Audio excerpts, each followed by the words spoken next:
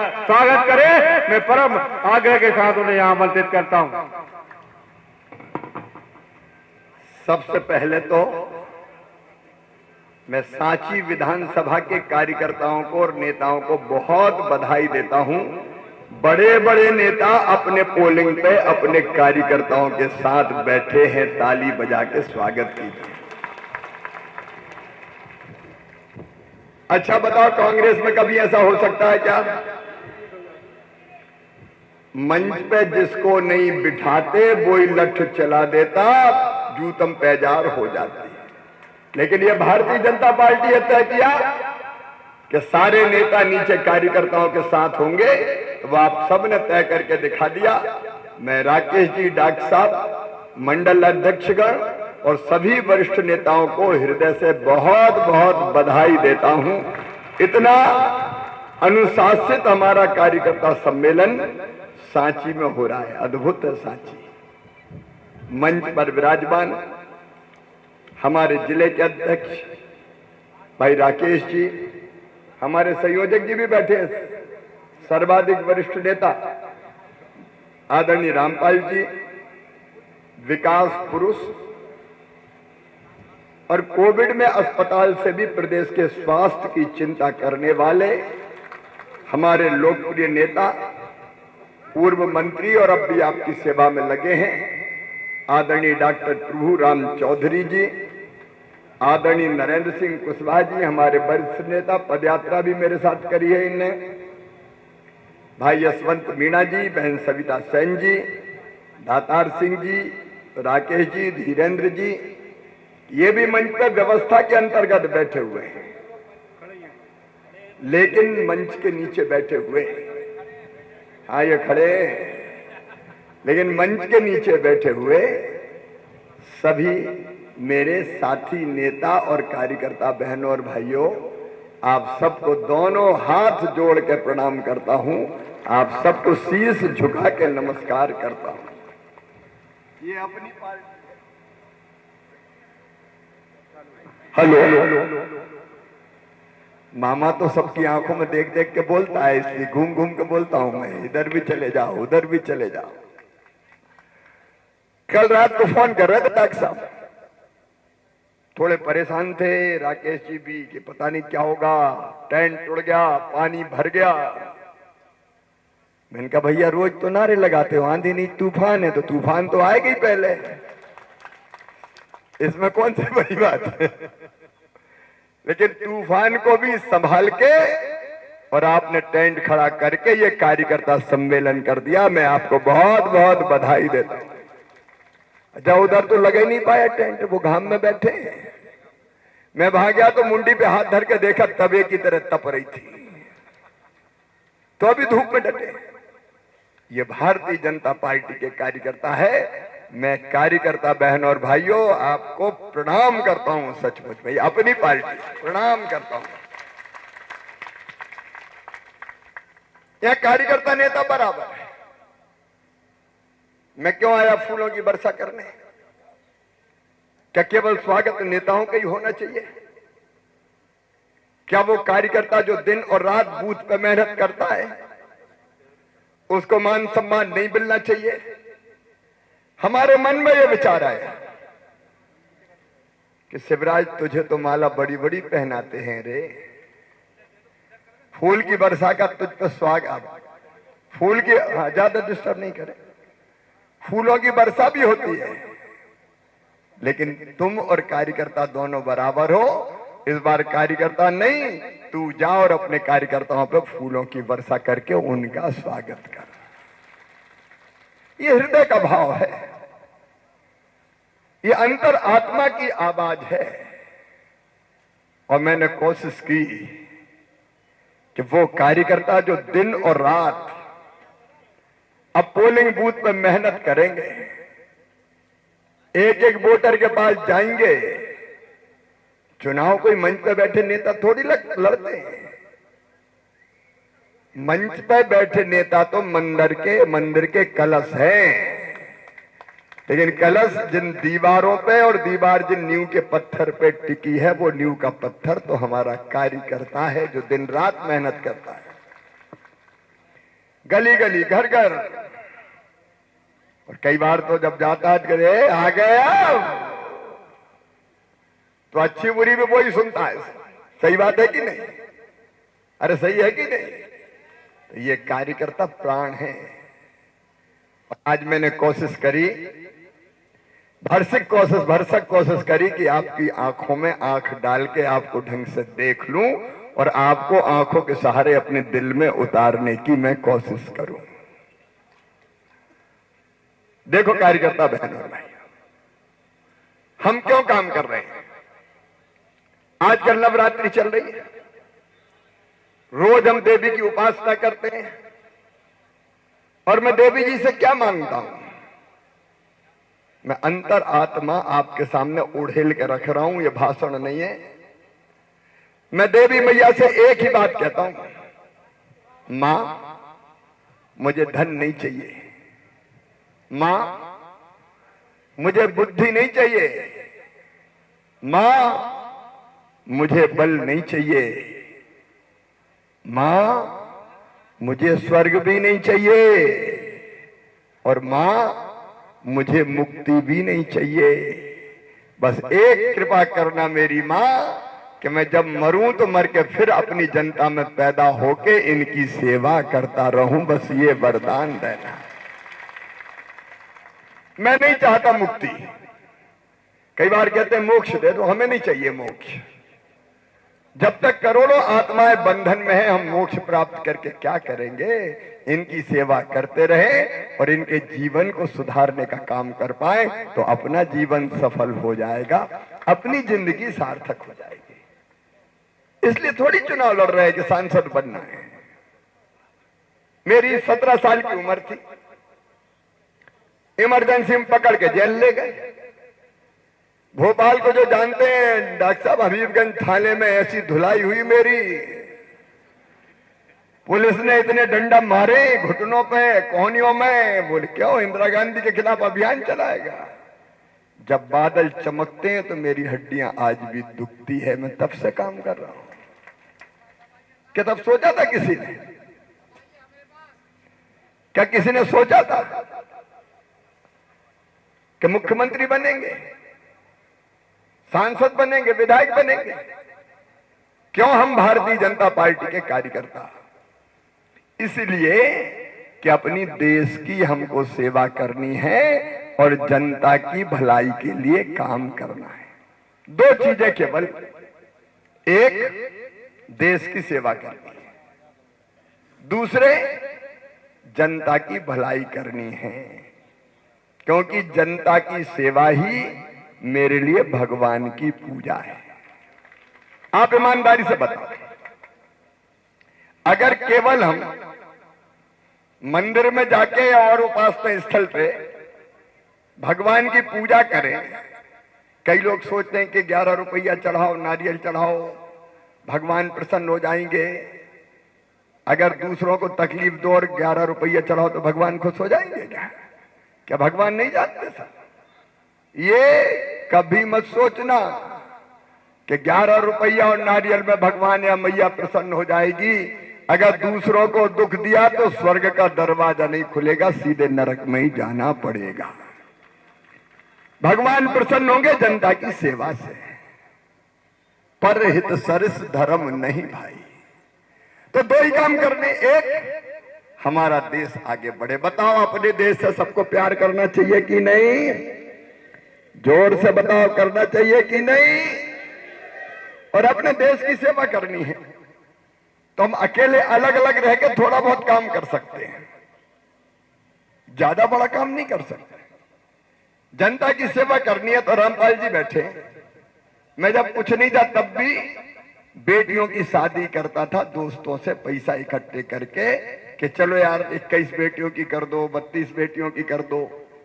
कितनी कर पाते थे? 31, 32, 35, इससे ज्यादा तो नहीं कर सकते थे। मैं 3 बेटियां एक बार ले आया गांव से, जब सांसद था, खुआ करके गांव उधर है बुधनी में। उनके माता पिता नहीं थे तो गांव के लोगों ने कहा मुझे कि भैया इन बेटियों का क्या होगा। तो मैंने हिम्मत करी कि यार क्या करूं इतनी छोटी बेटियों को। दिग्विजय का राज था तो ज्यादा तो कुछ कर नहीं सकता था। तो मैंने सोचा खुद ही ले चलो यार। तो अब ले तो चला, रास्ते में थोड़ा मन में डर भी पैदा हुआ कि यार मेरी श्रीमती जी कहेगी ये कहां से ले आया, कहां से ले आए। फिर भी मैंने कहा रख लो। मैंने लेके साधना के हवाले कर दिया। फिर धीरे धीरे करके 7 बेटी हम लाए और शादी करके पास पाल पोस के विदा कर दी उनको। तो व्यक्तिगत रूप से इतना ही कर सकते हैं, लेकिन भारतीय जनता पार्टी के माध्यम से काम किया और मुख्यमंत्री बने तो लाखों बेटियों को लाडली लक्ष्मी बना पाए। मेरी बहनें बैठी है बीच बीच में सब जगह। अगर मुख्यमंत्री में नहीं होता तो क्या लाडली बहना योजना बना पाता? नहीं बनती। हम कितनी बहनों की मदद करते हैं, लेकिन मुख्यमंत्री बने तो एक झटके में लाडली बहना बनी और 1,32,00,000 बहनों की जिंदगी बदलने का सौभाग्य मिल गया। इसलिए भारतीय जनता पार्टी किसके माध्यम से हम लोगों की बेहतर सेवा कर सकते हैं। अपना देश लगातार आगे बढ़ रहा है। आज प्रधानमंत्री नरेंद्र मोदी जी के नेतृत्व में भारत का चौतरफा विकास हो रहा है। दुनिया में चारों तरफ भारत की जय जय हो रही है। मोदी मोदी और भारत माता की जय के नारे भारत में नहीं पूरी दुनिया में लग रहे हैं। पंडित दीनदयाल उपाध्याय, डॉक्टर श्यामा प्रसाद मुखर्जी उन्हें जनसंघ बनाया, प्रणाम करते हैं। अटल जी अडवाणी जी ने काम आगे बढ़ाया और नरेंद्र मोदी, अमित शाह, जेपी नड्डा भारत को इतनी ऊंचाई पे ले गए कि आज सारी दुनिया कहती है कि भारत के बिना हमारा काम नहीं चल सकता। और सुन लेना, नोट भी कर लेना, पत्रकार मित्रों से भी कह रहा हूं, अपनी आंखों के सामने नरेंद्र मोदी जी के नेतृत्व में भारत विश्व गुरु बनेगा, कोई रोक नहीं सकता। भारत की उड़ान को रोक नहीं सकता, क्योंकि भारत केवल भारत के लिए नहीं है, भारत दुनिया की भलाई के लिए भी है। इसलिए तो हम लोग बचपन से कहते हैं प्राणियों में सद्भावना हो और विश्व का कल्याण हो, सारी दुनिया का भला हो। आप बताओ, जब भारत का सम्मान बढ़ता है तो आपको गर्व होता है कि नहीं होता? जोर से बताओ कार्यकर्ता बहनों का, होता है कि नहीं? हर भारतवासी का सीना गर्व से फूलता है। मैं भारतवासी, भारत का रहने वाला हूं, भारत की बात सुनाता हूं। बढ़ रहा है अपने प्राणों से प्यारा देश। और जो कहा था कभी स्वामी विवेकानंद ने, वो शब्द मेरे कानों में गूंजते हैं। उनका नाम भी नरेंद्र था। उन्हें कहा था, सुदीर्घ रजनी समाप्त हुई जान पड़ती है, महान निशा का अंत निकट है। जो अंधे हैं वो देख नहीं सकते, जो बहरे हैं वो सुन नहीं सकते, लेकिन मैं स्पष्ट रूप से देख रहा हूं कि भारत माता एक बार फिर अंगड़ाई लेके खड़ी हो रही है और विश्व गुरु के पद पर बैठ रही है। अब वो हो रहा है। इसलिए भारतीय जनता पार्टी, काहे के लिए भारतीय जनता पार्टी में एमएलए एमपी बनने के लिए थोड़ी है, पार्षद नगर पालिका अध्यक्ष बनने के लिए थोड़ी है। भारत आगे बढ़े और प्राणों से प्यारी जनता का कल्याण हो। बताओ, इतना मान सम्मान कांग्रेस के राज में था क्या अपने देश का? नहीं था। जरा जरा से देश डरा देते थे। और दूसरी तरफ जनता की भलाई। आप देखो, फ्री में राशन कभी कांग्रेस ने दिया क्या? बोल के बताओ, दिया क्या? कोई भेदभाव किया क्या? सबको दिया कि नहीं दिया? मोदी जी, भारतीय जनता पार्टी, ये भलाई का काम है। सबको मकान, उज्ज्वला रसोई गैस कनेक्शन, आयुष्मान भारत, लाडली लक्ष्मी, लाडली बहना, किसान सम्मान निधि योजना आज गिनाने नहीं आया। आप सबको पता है। बताओ, इतनी योजना और कोई सरकार ने बनाई क्या? भाजपा। और डॉक्टर साहब काम गिना रहे थे, ये अस्पताल, ये अस्पताल, अस्पताल, मेडिकल कॉलेज भी खुले गया। डॉक्टर साहब काहे को चिंता करते हो? अपना राशन, अपनी साथी, सब होगा। अपनी तो सरकार है, डॉक्टर मोहन यादव मुख्यमंत्री है, योजना सब चलेंगी उन्होंने कहा है। और मैंने जो जो कहा है वो सब पूरा होगा, चिंता करने की जरूरत नहीं है, कोई चिंता मत करना। लेकिन हम पार्टी के क्या नहीं करता है। पार्टी ने जब जो ड्यूटी दी पूरी कर रहे हैं। पार्टी ने कहा विधायक तो विधायक, सांसद तो सांसद, मुख्यमंत्री तो मुख्यमंत्री। और फिर कहा कि अब फिर सांसद तो मामा दिल्ली चले यार, उसमें क्या दिक्कत है। और दिल्ली में भी चिंता मत करना, दुबला पतला हूं लेकिन काम में मोटे ही साबित होऊंगा। वहां से भी सौगात लाएंगे, यहां से लाएंगे। डॉक्टर साहब रामपाल जी खड़े हमारे, बाकी टीम, और दिल्ली से मामा लेके आएगा, चिंता मत करना, अद्भुत काम करेंगे। आप सब परिवार है, हमारा परिवार, बैठिएगा, परिवार है। ईमानदारी से बताओ, मैं आपको नेता लगता हूं क्या? जोर से बताओ ना, तो क्या लगता हूं? बहनों क्या लगता हूं? मैं तो मामा और भैया हूं। ये अद्भुत रिश्ता है, जहां जाता हूं पकड़ लेते मामा भैया, मामा भैया। और मैं तो अभिभूत है, मेरी बहनें 10-10 रुपया निकाल के देती, भैया ये तू चुनाव लड़ रहा है इसके लिए दे रहे हैं। किसको ये सौभाग्य मिलता है? मैं वो सौभाग्यशाली हूं जिसको गरीब बहना भी 10 रुपया निकाल के कहती, चुनाव लड़ मेरे भाई, हम तेरे साथ खड़े। ये परिवार है, मैं नेता नहीं, आपके परिवार का सदस्य हूं। और संकल्प यही है कि आदर्श लोकसभा बना दे हमारे विदिशा रायसेन लोकसभा क्षेत्र को। कोई कसर नहीं छोड़ेंगे, आपके साथ मिलकर बनाएंगे, हम सब मिलकर बनाएंगे।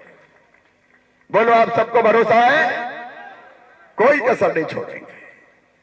लेकिन वो करने के लिए चुनाव जीतना जरूरी है कि नहीं? अरे जरूरी है कि नहीं? अच्छा देखो भैया, मैंने कभी नहीं कहा कि रिकॉर्ड बनाएंगे, मैंने मेरे मुंह से कभी नहीं कहा। मुझे पत्रकार पूछते हैं कि रिकॉर्ड, मैंने कहा नहीं भैया, जनता जाने, कार्यकर्ता जाने। रिकॉर्ड बनाने की बात कौन ने करी? अरे कौन ने करी? तो तुम जानो भैया, हम तो अगर 1000 वोट से जीत गए तो भी सांसद रहेंगे।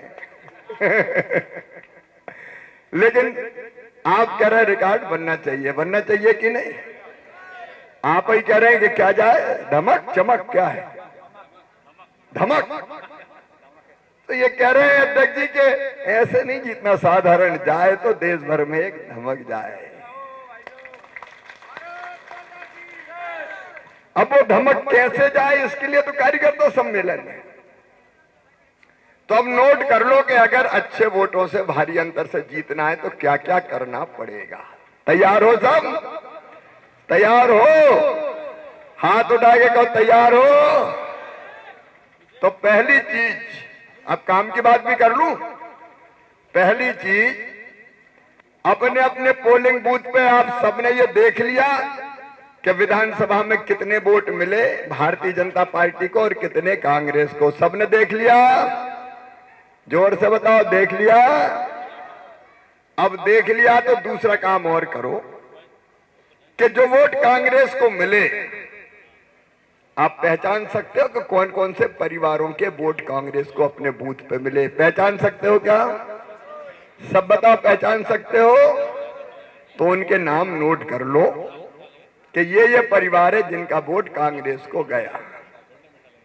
नोट करने की बात इसलिए नहीं कह रहा कि सरकार है तो कुछ करेंगे। मैं इसलिए कह रहा हूं कि वही वोट जब भाजपा को मिलेंगे तब तो वोट का अंतर बढ़ेगा। सही बात है कि नहीं? कांग्रेस के वोट लिए बिना अपने वोट का अंतर बढ़ेगा क्या? नहीं बढ़ेगा। तो मूल काम क्या है इस चुनाव में? जो बचे हुए वोट कांग्रेस को मिले हैं वो कैसे भारतीय जनता पार्टी को मिले। समझ गए मेरी बात? जोर से बोलो। और अब जब नाम लिख लिए तो दूसरा काम उनके नाम के आगे लिखो कि इनसे कौन बात करके समझाए, मनाए तो ये बीजेपी में वोट दे सकते हैं। ठीक बात है? अपने बूथ पे आप बात करो और कहो यार क्या फायदा, अब कांग्रेस में धरा क्या है, ना ढोल में ना मदड़िया में। कांग्रेस की तो हालत यही हो गई नहीं। अब आओ एक ही बात बताओ, पत्रकार मित्र भी खड़े, रायबरेली से इंदिरा जी चुनाव लड़ती थी। आप कांग्रेस की दुर्गति तो देखो। रायबरेली से इंदिरा जी चुनाव लड़ती थी, कांग्रेस की सीट सोनिया गांधी लड़ी, अब श्रीमती सोनिया गांधी ने कहा मैं चुनाव नहीं लड़ूंगी, क्योंकि उनको पता है कि अब रायबरेली ही नहीं जीतने वाले। बोलो सही बात है कि नहीं? राज्यसभा में आ गई। पार्टी की दुर्गति तो देखो, तो उनकी सर्वोच्च नेता अब चुनाव लड़ने की हिम्मत नहीं कर रही, क्योंकि उनको पता है कि अब हारने वाले हैं। राहुल गांधी कहां से लड़ते थे बताओ? जोर से बोलो। अमेठी से अब राहुल गांधी लड़ रहे हैं क्या? अमेठी में कांग्रेस ने उम्मीदवार घोषित कर पाई क्या? प्रियंका गांधी का तुम लड़ लो, तो वो भी कह रही नहीं हम तो प्रचार ही करेंगे, हम नहीं लड़ेंगे। अब जिस पार्टी की यह हालत हो जाए, कल्पना तो करो, मैं मजाक नहीं कह रहा, गंभीरता तो सोचो कि उनका नेता जो दुनिया भर में जिताने के लिए जाता है वो खुद ही नहीं जीत रहा और मैदान छोड़ के भाग गए। रण छोड़ दास अमेठी से बाय नाट। काय की पार्टी रे भैया? ये कोई पार्टी है क्या जिसके नेता ही में इतनी दम नहीं है? हम तो भैया कितने चुनाव लड़ चुके, हमसे भी कई जीते होते, मिनके नहीं भैया अपना विदिशा अपनी रायसेन। लोकसभा लड़ना तो विदिशा रायसेन और विधानसभा लड़ना तो बुध निकाय को भगे। भागना चाहिए क्या इधर उधर बताओ? उनके नेता ही भाग रहे। तो जब कांग्रेस की इतनी दुर्गति हो गई कि उनके नेता ही नहीं जीतने वाले, तो उस कांग्रेस से कोई आशा है क्या? और दुर्गति इसलिए कि उल्टे सीधे काम करे। अब वो काम गिनाने का समय नहीं है, क्योंकि सिलवानी में भी कार्यक्रम है। औंधे सीधे काम सारे, भ्रष्टाचार के रिकॉर्ड बना दिए। आज गाली देते हैं ईडी फलाना ढिमका। अरे भैया पाप करोगे, भ्रष्टाचार करोगे तो सजा मिलना चाहिए कि नहीं? बताओ बताओ बहनों भाइयों, मिलना चाहिए कि नहीं? कांग्रेस के राज में कितने भ्रष्टाचार कर लो, कुछ होता ही नहीं था। अब मोदी जी जेल भेजते हैं तो ईडी रोते हैं, गलत किया तो सजा मिलेगी। इन कामों के कारण ही कांग्रेस रसातल में चली गई। तो इस कांग्रेस को वोट देने से फायदा नहीं है, ये समझाओ कि भैया काय को इधर उधर सोच रहे हो। और तीनों चीजें बताओ। देखो देश में सबसे बड़ी पार्टी कौन सी है? बोल के बताओ। तो कहो कि भैया भाजपा में आओ। अच्छा देश के सर्वाधिक, दुनिया के सर्वाधिक लोकप्रिय नेता कौन है? तो कहो कि नरेंद्र मोदी जी जैसा प्रधानमंत्री तुम्हें मिलेगा क्या? बताओ कोई तुलना है? नरेंद्र मोदी जी, राहुल गांधी, कोई तुलना है क्या? तो दूसरी बात भी हो गई। और तीसरी बात ये कह दो ना जाके कि अपना मामा भी तो बुरा नहीं है यार। बताओ मामा बुरा है क्या? मामा जैसा सांसद मिलेगा क्या? तो क्या तो इधर उधर काय को वोट दे रहे हो? भारतीय जनता पार्टी, मोदी जी, मामा। आप अगर ये समझाओगे तो बताओ कांग्रेस के वोट भाजपा में आएंगे कि नहीं? आ जाएंगे, मैं सच कह रहा हूं। और फिर लगता है आपसे नहीं मान रहे तो डॉक्टर साहब से कहो, रामपाल जी से कहो, नरेंद्र सिंह जी से कहो, राकेश जी से कहो, कोई भी XYZ। और आपको लगे तो मुझे ही कह दो कि मामा जरा फोन कर दो एक, मैं ही कर दूंगा यार, उसमें क्या? मामा कर दे, मामी कर दे, क्या दिक्कत है उसमें? अपन से नहीं तो अपन बाकी से समझ वाले। मेरी बात समझ रहे हैं ना? तो मूल काम क्या है समझ रहे हैं ना? देखो ये सभा, सम्मेलन, रैली, जुलूस ये तो करना है क्योंकि लोकतंत्र का उत्सव है, लेकिन मूल काम तो जो ये मैं बता रहे हैं, वोट बटोर लो, वहां से कैसे बीन लो, एक एक परिवार चिन्हित करके। आपको लगता है कि कोई समाज विशेष के वोट नहीं मिले, उनको प्रेम से समझाओ यार, प्यार से तो पत्थर भी पिघल जाते हैं, तो इंसान की तो विसात ही क्या है, प्रेम से पिघलाओ ना। हम भी तो प्यार बांटते हैं। छोटे छोटे बच्चे पकड़ लेते मामा मामा। अभी तो सख्ती से राकेश जी ने मना कर दिया, इसलिए सेल्फी नहीं हुई, नहीं आधे वहीं कचर देते मुझे। ऐसे हाथ पकड़ते मोमो, कहीं तो गले लग जाते हैं तो मेरी हड्डियां कड़कड़ा जाती। हाँ कसम तो मान गए। तो प्यार बांटो, प्यार से तो पत्थर भी पिघल जाएंगे। और इसलिए मूल काम है ये। समझ गए मेरी बात? तो बोलो ना, समझे कि नहीं? तो सब करेंगे कि नहीं? लेकिन दो तीन चीजें, एक अपने मन में जाता यार ये आ गया तो मेरी थोड़ी कम हो जाएगी तो कुछ नहीं मत दो। सही बात है कि नहीं? अरे बोलो सही है कि नहीं? देखो भैया पार्टी ने तय कर दिया कि आने दो, तो काय को रोको यार? जो जैसा काम करेगा वो वैसा स्थान बनाएगा, पुराने कार्यकर्ताओं के स्थान सुरक्षित रहेगा। तो बताओ आने दोगे? आने दोगे ना? आने दो। राष्ट्रीय पुनर्निर्माण के महायज्ञ में जो जो आ रहा है आहुति डालने आने दो। काय को रोके अपन? जो जैसा काम करेगा वैसा स्थान बनाएगा। दूसरी चीज और करना, ये सरपंची का चुनाव बड़ा खतरनाक होता है।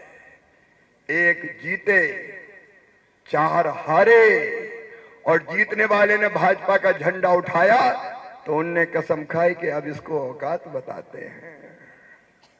सही बात है कि नहीं? अरे सही है कि नहीं? तो भैया ऐसे वोट भी मिल जाते हैं कि वो कर रहा हो श्यामलाल बीजेपी में तो रामलाल कांग्रेस में। तो उन्हें समझाओ भैया, सबको बिठा लो कि देखो ये चुनाव सरपंची का नहीं है, ये देश के भाग्य और भविष्य बनाने वाला चुनाव है। ये क्षेत्र के विकास का चुनाव है, जनता की भलाई का चुनाव है। तो आप उनको भी बिठा लो। समरस बूथ कबूला जैसे कौला।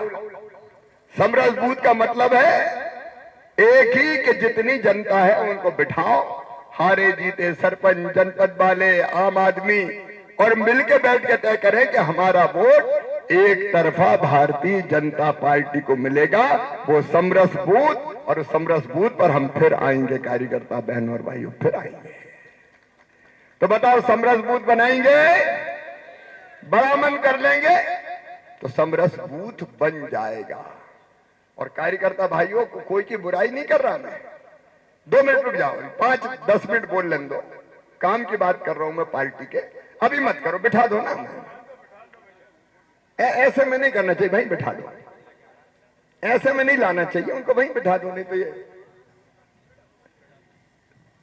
एक बात और सुन ले कि कार्यकर्ता को विनम्रता चाहिए।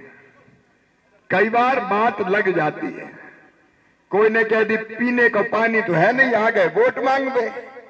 कई जगह कोशिश के बाद भी हैंडपंप खुदवाया, नहीं निकला पानी, आगे व्यवस्था करेंगे।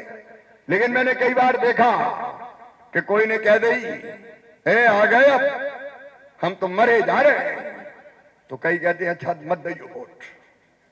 ऐसा हो जाता है कि नहीं? गुस्से ये कहना अपना काम नहीं है। अपना काम है कि मामा करेंगे, डॉक्टर साहब करेंगे, आपकी समस्या वहां बताएंगे। प्यार से बोलो यार, देखो प्यार ही भगवान है, प्रेम ही ईश्वर है। प्यार से समझाओ, जो नहीं हुआ उसको ढंग से करेंगे। बुधनी में हम 18 पोलिंग हारे डॉक्टर साहब, 18 पोलिंग बुधनी में हारे, तो मैंने 372 में से 18 हारे। तो मैंने पूछा, जो बात और कार्यकर्ताओं को बता दूं मैंने वह पूछा कि भाई हमसे क्या भूल हुई जो ये सजा हमको मिली? तो मुझे कहने लगे मामा तुम तो बहुत अच्छे हो। मैंने कहा बताओ कांग्रेस ने कभी एक बीमार का इलाज करवाया क्या? बोले नहीं। एक बूंद पानी दिया क्या? बोले नहीं। एक बेटी की शादी कराई क्या? बोले नहीं। एक सड़क बनवाई क्या? बोले नहीं। कांग्रेस का उम्मीदवार कभी मिलने आया क्या? बोले नहीं। और मामा ने बोले इतने लोगों का इलाज करवाया, ये सड़क बनवाई, ये पानी लाया, फिर इनका वोट क्यों नहीं? बोले भैया तुम तो बहुत अच्छे हो, लेकिन ये जो भारतीय जनता पार्टी का कार्यकर्ता यहाँ बहुत अकड़ता था, आंखें बताता था, तो हमने कहा इसकी औकात बता दे ताकि उसको पता चल जाए भैया को कि ये कैसा है। ये मैं गंभीरता से कह रहा हूं। कई बार अपने व्यवहार के कारण हमसे निकाल लेते हैं बदला। सही है कि नहीं? अरे सही है कि नहीं? और इसलिए ये सावधानी रखना कि ये गलती हमसे ना हो, सबको जोड़ लें। अब एक काम और करो, घर घर संपर्क सबने किया कि नहीं? लाभार्थी संपर्क कौन कौन ने किया? हाथ उठाओ बूथ अध्यक्षों। काफी लोगों ने किया है। अगर नहीं किया हो तो एक बार कोशिश करो। आज तारीख है 13, 14, 15, 16, 17, 3-4 दिन में अपने बूथ की टीम जाए एक बार घर घर। मोदी जी की चिट्ठी और मेरा पंफलेट लेके जाए और साथ में ये कर रहा है 19 तारीख को, चलो यार मामा का फार्म भरवा दे। बोलो जाओगे?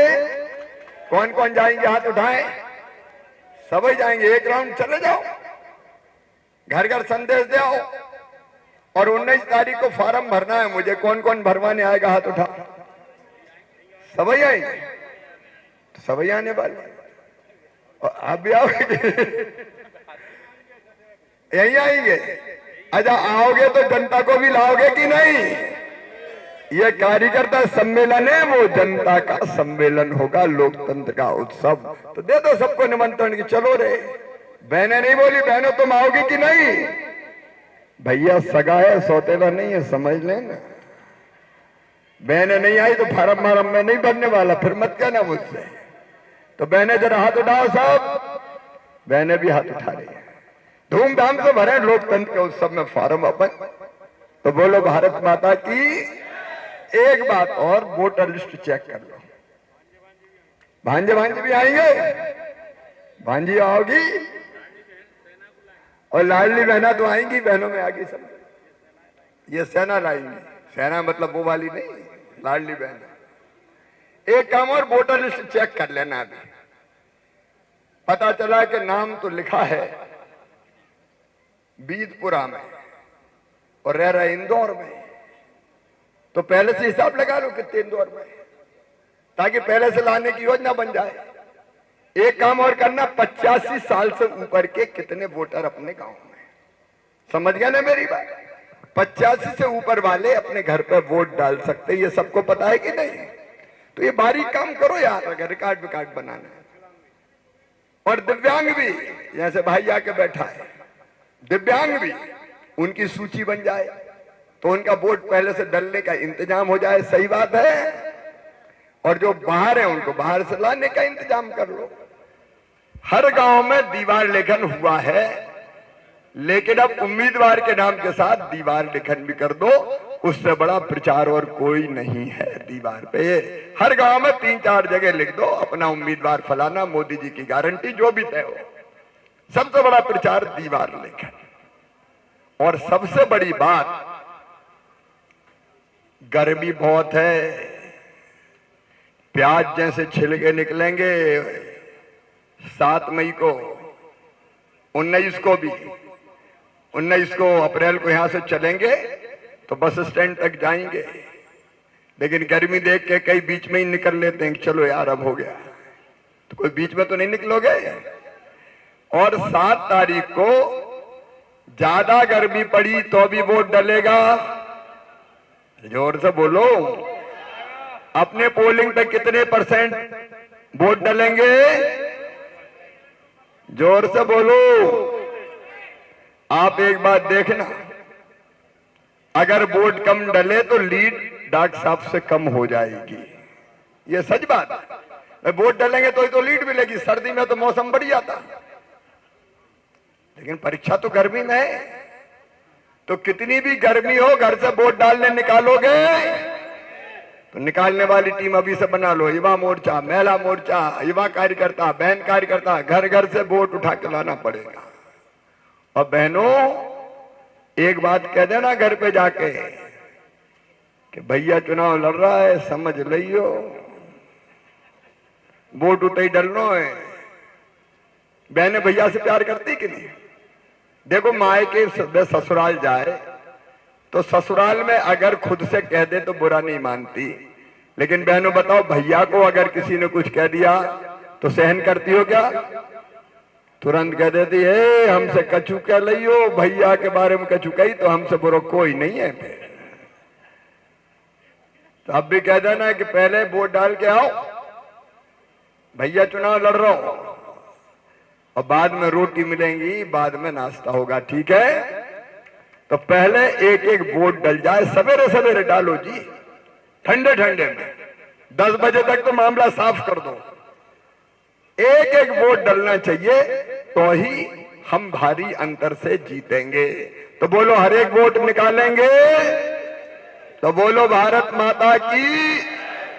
अब जो बूथ हारे उनकी विशेष योजना वहां के कार्यकर्ता बैठ के बनाए कि उन बूथ को कैसे जीत सकते हैं। तो बूथ पे ही बैठ के प्लान करें कि उस बूथ को हम कैसे जीत सकते हैं। वो बारीक प्लानिंग आपने कर ली तो अपन ने तो सबके भलाई के काम किए हैं। कोई ऐसा नहीं है कि जो भाजपा का को वोट ना दे। बताओ मामा से कोई नाराज मिलेगा क्या? नहीं मिलेगा। तो सब मिलके काम करो भैया, ये मूल काम कर लिया। अब इसके बाद 19 को फॉर्म भरा जाएगा, 20 से लेकर 30 अप्रैल तक एक ही काम, संगठन का भी जनप्रतिनिधियों का भी, हर बूथ पे कोई ना कोई कार्यकर्ता जाके मीटिंग करे और समरस बूथ बनाए कि भैया हमारा गांव एक तरफ, समरस बूथ बनाए। 20 से 30 अप्रैल तक ये कर लो। और उसके बाद एक दिन में आऊंगा जन आशीर्वाद यात्रा में। तारीख कौन सी है यहाँ की? नहीं, तारीख कौन सी है? नहीं 23 नहीं, 26 है। कोई बताई ना आपने? शायद नहीं तय हो गई। आप फोन करके पूछ लो ना राजेश से, तब तक वही हो जाएगी। तो वो तारीख भी बता दें। जन आशीर्वाद यात्रा का रूट बनेगा। अब सांची से लेके गैरतगंज तक जाना है, कहां जाना है वो रूट बन जाएगा। तो उस दिन अब मैं गांव-गांव नहीं जा पाऊंगा। बताओ मेरे गांव-गांव जाने की जरूरत है क्या? क्योंकि मुझे अब कल से बाहर प्रचार करना है। कल मैं मंडला और बालाघाट लोकसभा में जाऊंगा। परसों फिर मुझे सतना लोकसभा में जाना है, ग्वालियर जाना है, मुरैना जाना है, अलग अलग कई लोकसभा में जाना है। तो मैं अब बीच में नहीं आऊं तो चलेगा, जन आशीर्वाद यात्रा में आऊंगा। तो एक सिरे से निकलेंगे तो रास्ता में पहुंचने वाले गांव वहां कार्यक्रम 28 तारीख को सांची की जन आशीर्वाद यात्रा होगी। दिन भर गाड़ी पे बैठ के मैं बीच में से जो रूट है अपने, यही रायसेन, गैरतगंज, देवनगर, यही रूट है लगभग। कहां से शुरू करेंगे? तो यात्रा में आशीर्वाद देने जनता आए, क्योंकि मैं आशीर्वाद लेने निकलूंगा विनम्रता से। तो अगल बगल के जितने गांव सब सड़क पे आए और भाई आशीर्वाद दे दे और भाई मैं सबसे प्रणाम कर लूं। तो जन आशीर्वाद यात्रा को सफल बनाए और उसके बाद 1 से लेकर 5 तक फिर घर घर संपर्क और 7 को वोट डालना।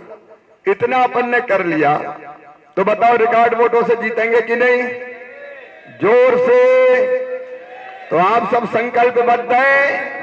वैसे संकल्प हो गया, लेकिन एक बार फिर से खड़े रह के हम संकल्प करेंगे। कसम पड़ेगी। कसम के लिए बैठे भाई साहब, आपने कसम दी है, मैसेज आ रहा है। देखो मैं तो ये चाहता हूँ राकेश जी, डॉक्टर साहब देखो, मैं चाहता हूं कि आप मुझे हराओ। मैं विधायक हूं अभी, वहां से हराओ मतलब लीड में, समझ लेना। बुधनी ज्यादा से जीतते हैं कि सांची ज्यादा से जीतते हैं। तो मैं चाहता हूं कि बुधनी में जितने से मैं जीतूं, क्योंकि अभी वहां का विधायक हूं ना मैं, तो वहां के विधायक बुधनी में जितने से जीते सांसद का, उससे ज्यादा वोटों से सांची से जीते। तैयार है तो हाथ ऊंचे करिए। मामा की कसम उतर गई है। मामा ने आपको खड़े होने की कसम जो तो बोलो बुधनी से ज्यादा वोटों से जिताओगे? खड़े हो जाइए सभी अपनी जगह तो पर। 1.5 लाख पार करना पड़ेगा, कर दोगे? तो उठाइए दोनों हाथ, सभी लोग हाथ दोनों मुट्ठी, संकल्प लीजिए। और भारत माता की जय बोल के हम संकल्प लेंगे कि अपना बूथ रिकॉर्ड वोट से जिताएंगे, सबसे मजबूत रहेगा। बोलिए भारत माता की जय, भारत माता की जय, भारत माता की जय। और फिर 5 साल आपके साथ मिलकर दिन और रात मैं परिवार के सदस्य की तरह काम करूंगा। बहुत बहुत धन्यवाद। देखिए भोजन की व्यवस्था के लिए सांची के रामनवमी के दिन 12 बजे हर पोलिंग बूथ के मंदिर पे भय प्रकट कृपाला भजन होगा, आरती होगी और वहां सब कार्यकर्ता हर बूथ पे सम्मिलित होंगे, आरती भी करेंगे और भगवान को प्रार्थना भी